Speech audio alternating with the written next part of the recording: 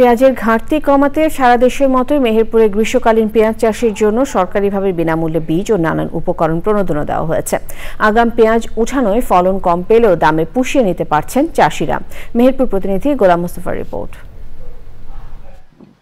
মেহেরপুর জেলায় সরকারি প্রণোদনার আওতায় 13,400 বিঘা ও কৃষকের নিজ উদ্যোগে আরও 5,600 বিঘা জমিতে গ্রীষ্মকালীন নাসিক N53 জাতের পেঁয়াজ চাষ হয়েছে।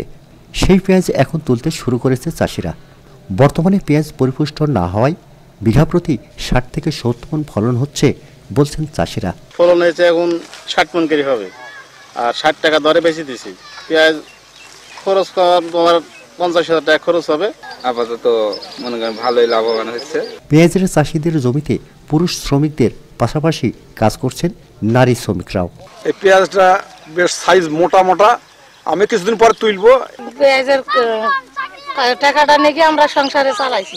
ব্যবসায়ীরা শুরুতে 80 থেকে 90 টাকা কেজি দরে পেঁয়াজ কিনলেও এখন 60 টাকা কেজি দরে পেঁয়াজ কিনে ঢাকা সহ দেশের বাজারে বিক্রি করছেন।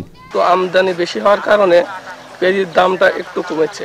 আমরা ঢাকা, নিমসা, ফেনী বিভিন্ন মুকামে মালটা দিচ্ছি। লাভজনক হওয়ায় চাষিদের পেঁয়াজ চাষে উদ্বুদ্ধ করছে কৃষি বিভাগ। পেঁয়াজটা আমাদের মাঠে খুব জনপ্রিয় হয়েছে এবং সুখসাগর যে পেঁয়াজ আমাদের শীতকালীন যে পেঁয়াজটা হয়, এই পেঁয়াজের যে খরচ তাছাড়া নাসিক N50 পেঁয়াজের খরচটা কম। লক্ষ্যমাত্রা অনুযায়ী 35,700 মেট্রিক টন পেঁয়াজ উৎপাদন হবে বলে আশা করছে কৃষি বিভাগ। মেহেরপুর থেকে গোলাম মোস্তফা, চ্যানেল আই।